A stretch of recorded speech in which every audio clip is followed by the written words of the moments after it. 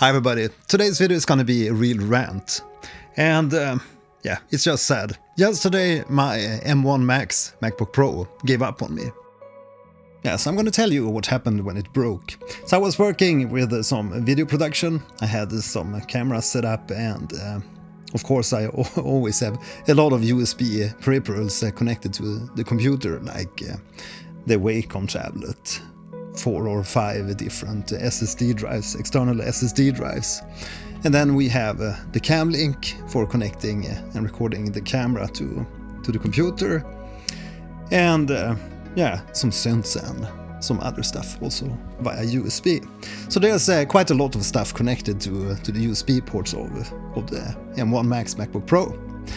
But yeah, it's been working flawlessly up until now. And then I was just starting up OBS, and the computer just said zip, and everything went dark on me.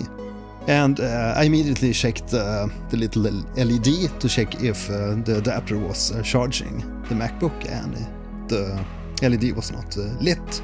So my guess was instantly that it was probably a battery failure. And after leaving the Mac to the repair station, I got an email back, and it's apparently the motherboard that's fried. And I thought first that it's gonna be the battery, because the battery light wasn't coming back on when I hooked up the power adapter. But yeah, like a battery is like $350 maybe.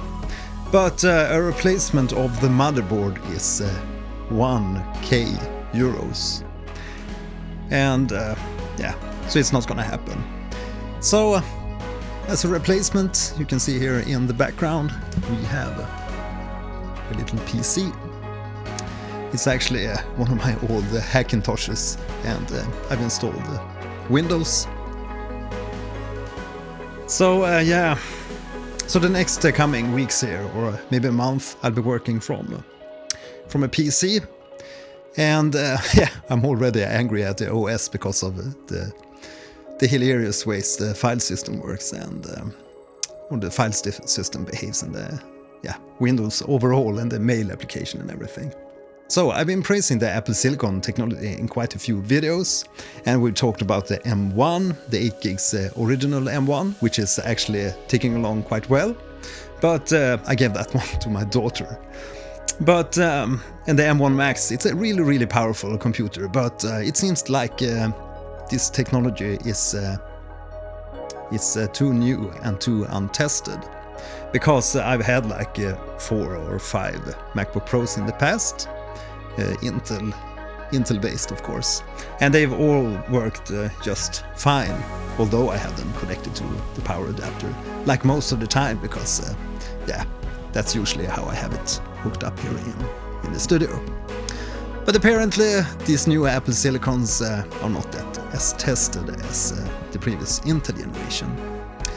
So yeah, so what should I do next? Grab an M4? Yeah, and I just felt I needed to jump on here and talk about the issue here with the fried motherboard. Because maybe there's someone else out there that's also experienced problems with the Apple Silicons.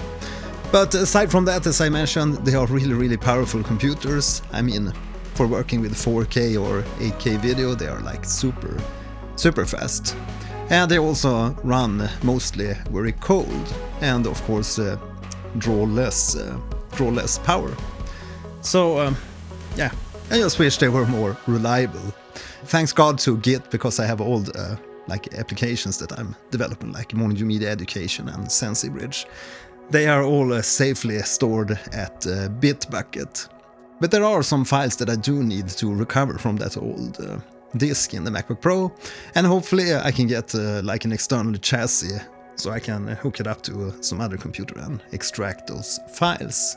The internal drive might differ from a regular M2, so I don't know if there's like a specific enclosure I need to buy. Let me know in the comments if you have experience of replacing the internal drive, or like extracting data from the more recent Apple Silicon flash drives. Okay, so I think that's all for today. Now I need to head over to the PC and install more applications. And maybe also install Oblivion for a little bit of gaming.